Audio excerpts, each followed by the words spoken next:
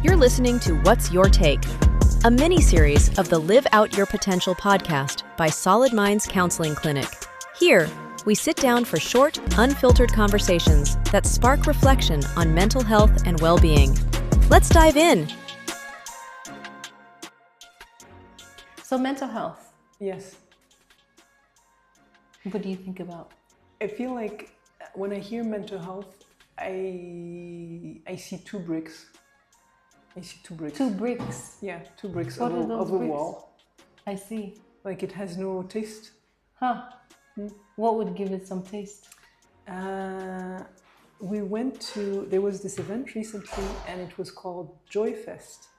And it was all about connection, community, celebration. And we felt something. And when we, out of that event, we felt re-energized. And they were, listening to traditional music, or things that gives you energy. Something, if there was a word about energy or, something like that, but mental, it sounds like metal. Yeah. And then health, Yeah. Very technical. very technical. Yeah, not very relatable. No. Yeah. Yeah. I think, and when you said it, two bricks, and I was curious about that, I also thought, how often do I think about myself in relation to mental health? The truth is, honestly, very rarely. I rarely think me and mental health like consciously in the same place. But do I think, me and connection? When's the last time I talked to my mom or my brothers, or did something that made me happy? I think about that all the time. Do I feel overwhelmed at work? Like today was a long day, I feel tired. I think about that all the time. But I don't often in my mind put together me personified, like in my mind, and the idea of mental health together, even though this is the work that I do. I'm in this space, I know. Yeah. I know. It's almost like a mask. Mental health. In itself, yes. Yeah. Because it feels like it has no substance, it has no taste, but everything that you mentioned directly, I can feel something. Mental health, metal detector, something like that. There's a distance. There is a Yeah, distance. I agree with you. There's a distance. It feels very technical, like it belongs in a lab somewhere. Some researcher coined this term. Yeah. So I wonder what that does for the average person and how relatable that might be. You're walking through life, you have kids to feed and take care of, and friends and a spouse. This thing of mental health, I think, maybe doesn't feel like it walks with you through those spaces.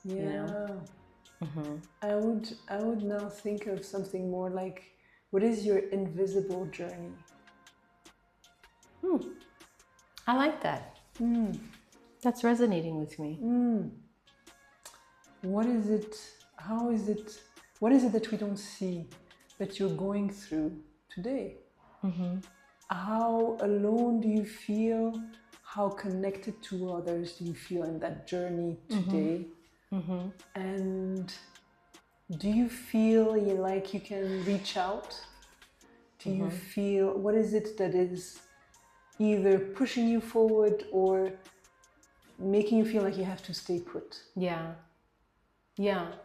And the idea that changes actually for most of us, and that change isn't abnormal, right? Because then I think sometimes when you talk about the context of mental health and mental wellness, there's the assumption that always needs to be good for you to be good. And if it's less than good, then you have a pathology. But the fluctuation in those measures that you named is actually quite normal, to a certain degree, obviously. Going from one complete extreme to the other daily might not be, but some fluctuation in, I feel really great today, and today wasn't that great of a day, I think is quite normal. a normal part of the human experience. Yeah. And now that you say that, I think we all change. There's no way that you can't change. Yeah. We all change. We all grow. Yeah. We all evolve. But I think another thing that now I feel like is annoying to me is even when we talk about, the spectrum. Yeah. I mean, although it's a very important tool, it again gives me blocks. Tell me. Like the block of you feeling good, the block of your managing, the block I see. of it has the four sort of the four divisions. blocks, which is very useful in terms of understanding where you are. Yeah. But it takes away the story. To me, the story is really important, and I think this is what is quite unique when someone comes to therapy or seeks therapy, is we're now going to look at the story. We're going to look at the story and what the story means in terms of emotions, in terms of how it's going to be there invisible, but it's going to shape you, it's going to mold you, it's going to to propel you somewhere or not. Yeah. Yeah, you really want to understand the intricacies of that and how that's impacted, right? And not putting people necessarily in a box. Yeah. Yeah. Thank you for tuning in to this episode of What's Your Take?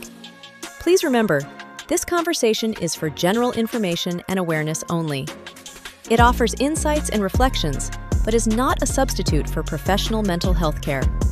If you or someone you know is going through a difficult time, please seek immediate professional support. Stay connected with the Live Out Your Potential podcast on YouTube and follow at Solid Minds RW across social media. Until next time, keep reflecting, keep growing, and keep exploring your potential.